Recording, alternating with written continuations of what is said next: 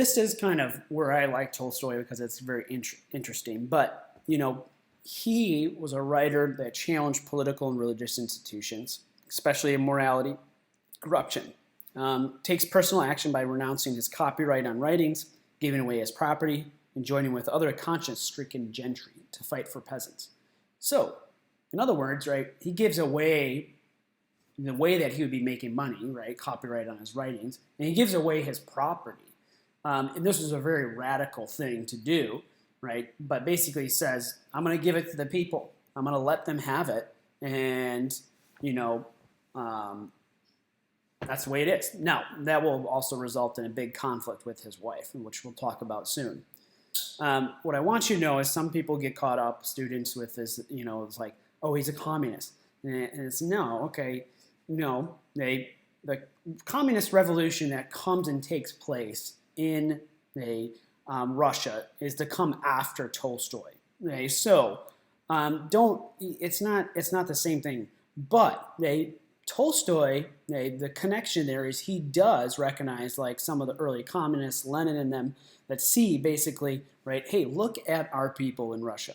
The majority of our population, almost a 99%, right, they have very little rights, they have very little wealth, all of these things, and have been oppressed by this upper class. And for some of you, I know you think that's like a joke or not. I mean, it's very serious. For many, many, many, many years, these people lived under harsh, extremely harsh conditions of the aristocracy. So, now, tying it back, what does Tolstoy do? Well, he basically forms his own kind of like group of people, and they call themselves the Tolstoyans. They live pure lives, they treat all his brothers, live without property, do manual labor. So with this, I would say he's kind of like, it's a blend of kind of monastic kind of principles, and then also you have more of the kind of political, social things, and that's maybe more of the connection you could say with kind of what comes later with the communist revolution. Okay? Now, the interesting thing is he was not alone. This was something that was international, and Tolstoy became an international figure. Results in him becoming famous and moral authority within Russia. Late years are full of visitors, communication through letters, and a general sense that he was the real czar. People would say he was the real czar. And imagine this, right? A writer becomes such an important political and international figure. The contradictory lives of Leo Tolstoy. So one thing I like about Leo Tolstoy is there's lots of things that don't fit together. You have the aristocracy, all the fine clothing, everything put together, and then you also have the beggar. And if there's anything about stay out Tolstoy, he lived life for sure, and he lived it full of mistakes and great achievements. So, Tolstoy, was he a grand visionary or knowing idealist? So, his editor, Trikhtov, which he was kind of one of the head honchos of the Tolstoyans, he said, if you look at Tolstoy, you see a literary genius, revolutionary thinker, willing to discard his status, unlike his wife, for the sake of others. He's the hero of the poor and uneducated. He's a visionary for the whole world. So, his editor truly believed Tolstoy was this prophet, revolutionary, grand visionary, and he needed to get as much of Tolstoy's influence out in the world. Now, Tolstoy's wife, Sonia, no. They had a very difficult marriage, especially around scrapping as well. She was from that same class, and she also was worried about providing for the family, right, and wondering what was going to happen. So, she thought he was kind of crazy to go ahead and do all this. She also thought he was more attached to his ideas than to the family, to the actual reality. And that created a lot of strife in some ways. Idealists, you'll meet people, this is not many people, but you'll meet people that are so principled, so committed to an ideal, that it will sometimes radically change relationships, and in some cases radically destroy relationships. And there's a little bit of this here where he's such a principled person. When he becomes determined on something, it has great and profound effect on his family and kind of divides. So some of them, right, saw Leo Tolstoy as kind of more of an absent dad and kind of be despised. Others saw him as maybe be adored and followed.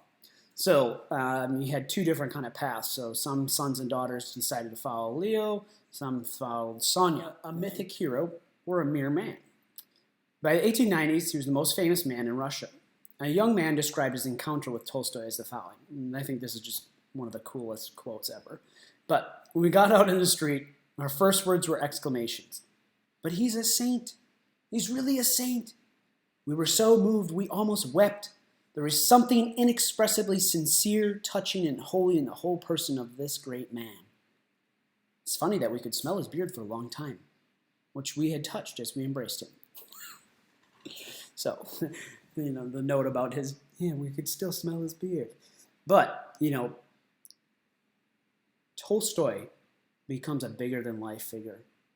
And people meeting him was this monumental thing. Right?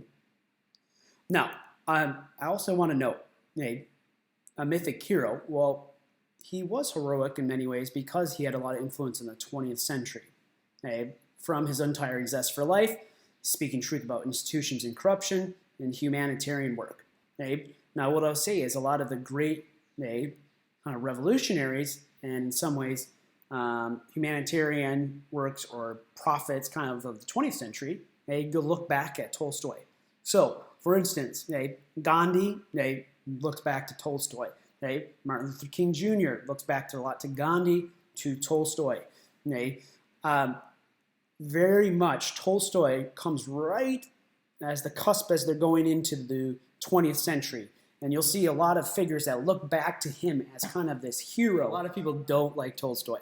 So this quote, he wished to be more than a novelist, even one of genius. He wished to be more than a seer, a soothsayer, though that would have been a good start. He wished to be God. He wanted to correct God's mistakes in having allowed the world to become imperfect and sinful. He, Count Tolstoy, set out to usurp God's job. But the job was already taken, and the deity stubbornly hung on to it. Therefore, Tolstoy declared war on God and fought it with every means at his disposal. Alas, though he tried many lines of attack, each disguised by the camouflage of pseudo-Christian verbiage, Tolstoy came off a poor second.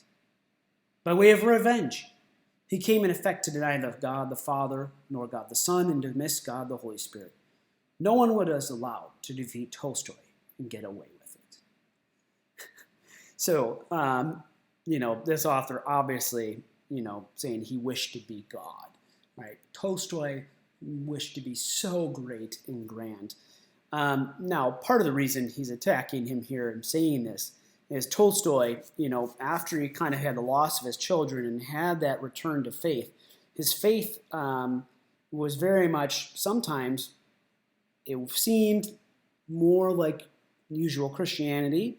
And other times it seemed a little bit different. And what I mean by that is he definitely fell out of kind of with the institutions and other things like that. And so people kind of, is he advocating a new form of kind of Christianity was asked. But, definitely, this critic is kind of pointing out, he wanted to be so great and grand that he had it all kind of figured out. Now whether that assessment of him, I think that's a little harsh on him. But I do think, right, he was a grand visionary and truly wanted something great. And in some ways he had some epic fails at that. And in some ways he had some amazing things that still last today, especially his literary works. I don't expect you to learn and remember everything about Tolstoy's life, but I do want you to remember some of it. More importantly, ask the question, how does Tolstoy's life shape what we're going to read? Now, I put up on this image here, you'll see, this is from the BBC War and Peace, and then this is, aristocracy. But you got to think about what type of literature would you write when you're writing to a group of people that are so shaped by their ability and access to money, to manipulation, to power, control. More importantly, I hope that you guys can come to value Tolstoy as a writer. Someone that decided to do something different in his own time period. This is kind of where